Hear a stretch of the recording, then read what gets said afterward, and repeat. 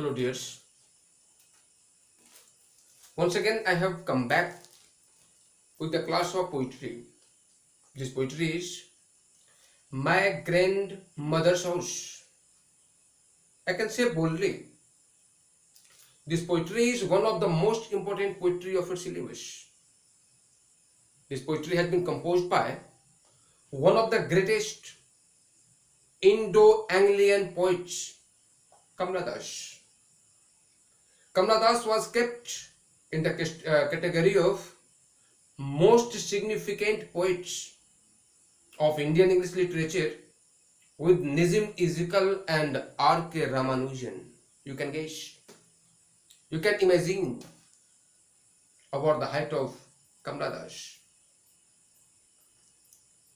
Kamla Das created her works in Malayalam as well as English.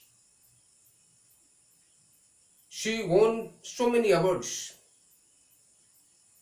She won Asian Poetry Prize, Kerala Sahitya Akademi Award, National Sahitya Akademi Award, and the most important concept for Kamla Das is her name was shortlisted for Nobel Prize also.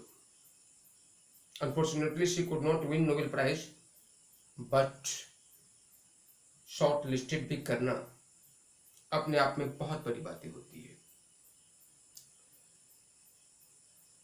She was especially known for her masterpiece works Summer in Kolkata. Now we should come on the poetry My Grandmother's House. I want to discuss at first about this poetry. It is dramatic monologue.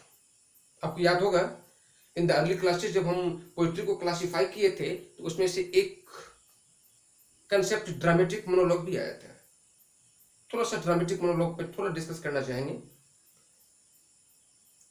Monologue is the word which is made to join two words mono and log.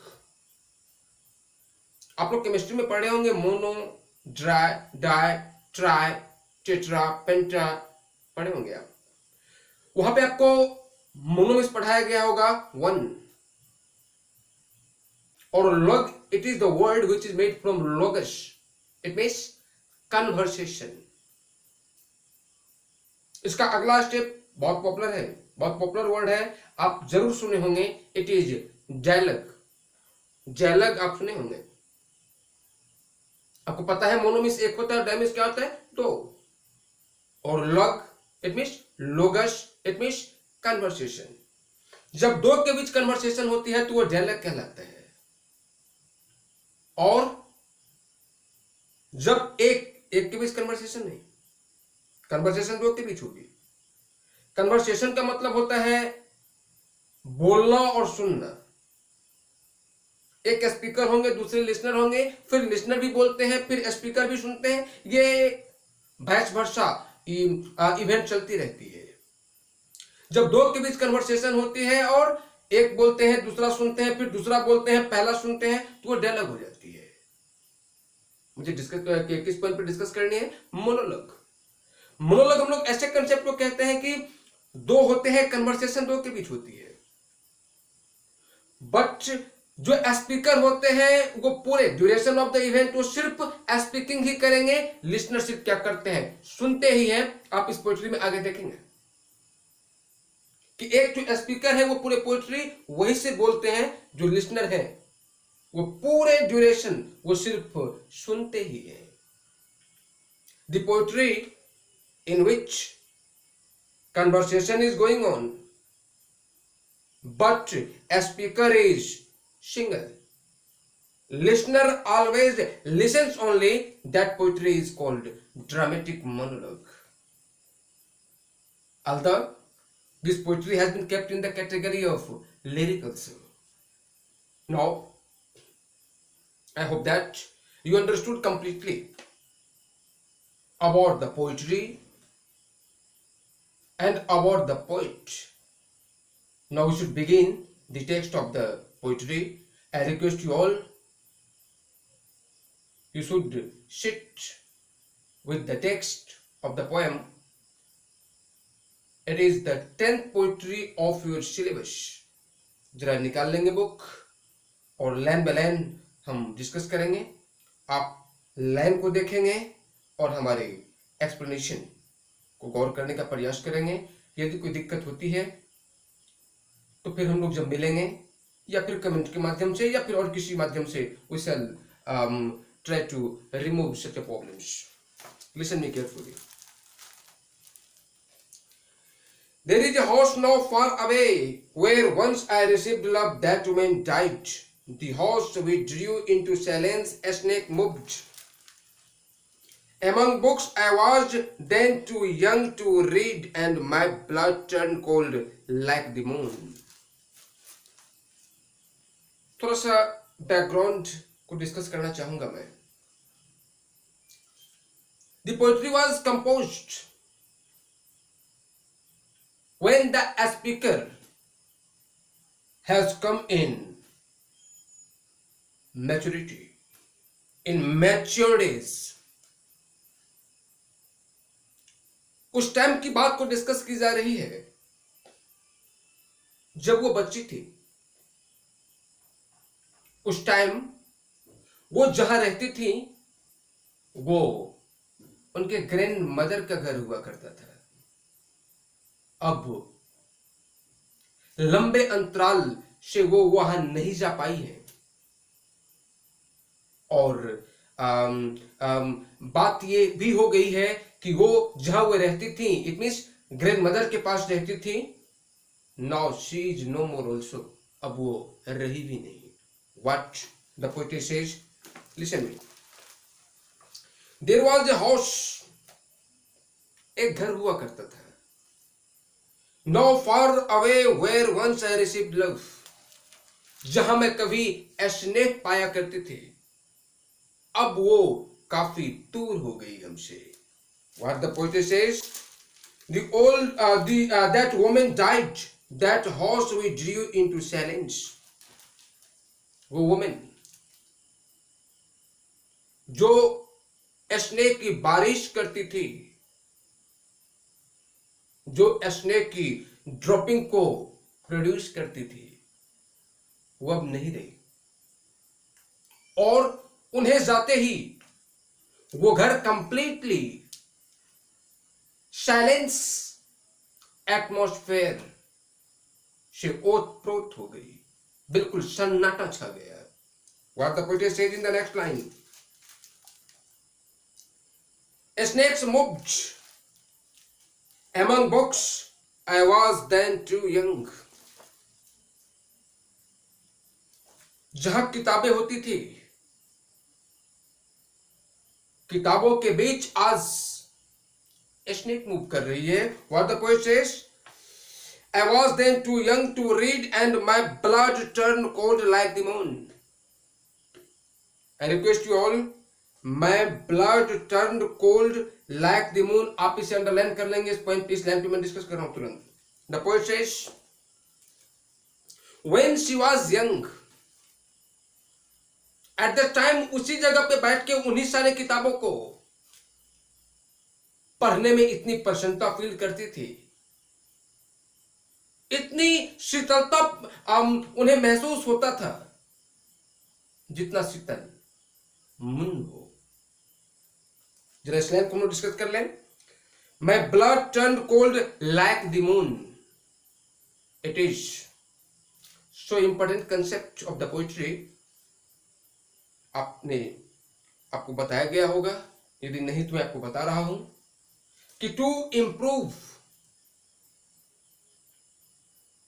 The beautiness of the poetry,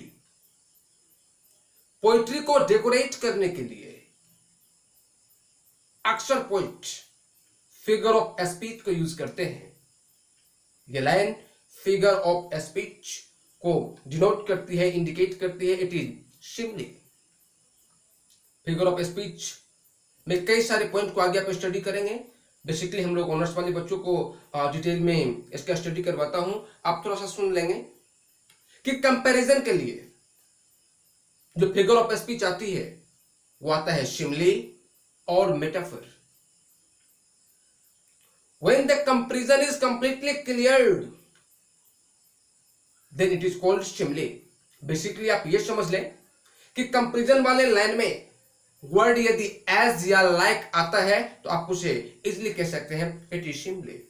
इस line को underline करके और नीचे आप लिख लेंगे simile, SIMILE. How often I think of going there to peer through blind eyes of window or just listen to the frozen air, or in wild despair pick an armful of darkness to bring it here to lie behind my behind my bedroom's door like a brooding dog. What the poet says. कई बार I used to think to go to that house जहां स्नेह की बारिश होती थी. उस घर को विजिट करने के कई बार सोचती हूं. The poet says, उस blind eyes of the window,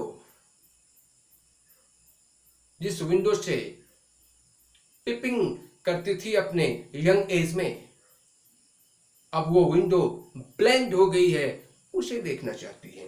What the poet says, just listen to the frozen air, or in wild despair pick an armful of darkness to bring it here to lie. Frozen air की सन्नाटा, उस house की ये conditions हो गई है जहां पे सिर्फ और सिर्फ अंधेरा अपने पांवों को फैलाकर पोइटिस के अंदर निराशावादी सोच निराश कर रही है. The poet says, behind my bedrooms door like a brooding dog. वो डोर जो कभी हमारा बेडरूम का होता था, आज उस डोर के पीछे, उस डोर के अंदर एक मिस्टीरियस डॉग फील होती है. एक मेश, क्या एक जमाना होता था जहां पे वो जगह स्नेहपूर्ण वातावरण से ओतप्रोत हुआ करता था, और आज वहां पर सिर्फ अंधेरापन है. खिड़की जो क्लियरिटी, एक ट्रांसपेरेंट का सोर्स हुआ करता था, आज वो भी उस अंधेरापन का शिकार हो गया है. What the poet says in the next line, in the next stanza, listen me carefully. You can't believe darling, जरा गौर करेंगे. You can't believe darling, आप विश्वास नहीं कर सकते हो मेरे प्रियतम. What is it? It means she said something to a listener. ये सारी बातें वो किन्हीं को बता रही है, और जिन्हें बता रही है वो पूरे पोइट्री आप देखेंगे वो कभी कुछ नहीं बोलेंगे. So we can say easily it is a dramatic monologue. Kamala Das dramatic monologue लिखना पसंद करती थी, and she got inspiration for dramatic monologue to the great Victorian poet Robert Browning. उन्हीं से प्रेरणा ली थी और उन्हीं से प्रेरित होके ये भी ड्रामेटिक मोनोलॉग लिखती थी और लिखना पसंद था इन्हें. What she says now, can you that I lived in such a house, क्या आप विश्वास कर सकते हो जो आज जहां पे सिर्फ अंधेरापन बास कर रही है, वही मैं कभी रहा करती थी. वही हमारी बेडरूम होती थी, वही हमारी स्टडी रूम हुआ करती थी. कि आप इस चीज को बिलीव करेंगे. What the poet says, इन सारी बातों के कहकर पोइटेस दुखी नहीं है. Steps of feeling in the poetess जरा गौर करेंगे. And was proud and loved, उसी जगह पर रह के मैं गर्वान्वित महसूस करती थी. मुझे वहां स्नेह मिला करता था, मैं उस जगहों को बहुत स्नेह करती थी, मुझे उस जगहों से काफी प्रेम हुआ करता था। What the poet says, I who have lost my way and beg now at a stranger's door to receive love at least in a small change. What the poet says, मैं वो हूं जो वो स्नेह रूपी रास्तों से भटक चुकी हूं और आज एक अजनबी से दरवाजे पे खड़े होकर उसी दिन का भीख मांग रही हूं कि काश वो दिन फिर से वापस आ जाता, उसमें यदि थोड़ी सी बदलाव भी होगी तो भी स्वीकार्य है। It is the poem My Grandmother's House. I hope that you understood completely this poem. एक छोटी सी रिक्वेस्ट आप लोगों से,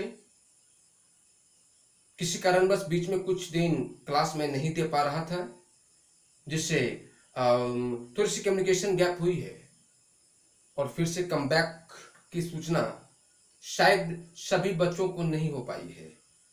तो आप लोग यदि वो बच्चों से कम्युनिकेट हो पा रहे हैं जिन्हें नहीं पता है कि फिर से क्लास स्टार्ट हो गई है, तो आप लोगों से अनुरोध कि उन सारे बच्चों को इन्फॉर्म कर देंगे कि क्लास फिर से स्टार्ट हो गई है।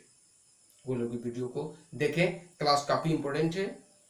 इसकी नोट्स आप लोगों को नहीं भेजा गया है, आप लोग मुझसे बात कर लेंगे या फिर मैं आप लोगों को सूचना दे दूंगा कि नोट्स आप लोगों को ऑनलाइन ही भेजा जाएगा या फिर क्या किया जाएगा, आप लोग मुझसे बात कर लेंगे या मैं खुद प्रयास करूंगा कि सूचना आप लोगों को दे दूँ। Thank you.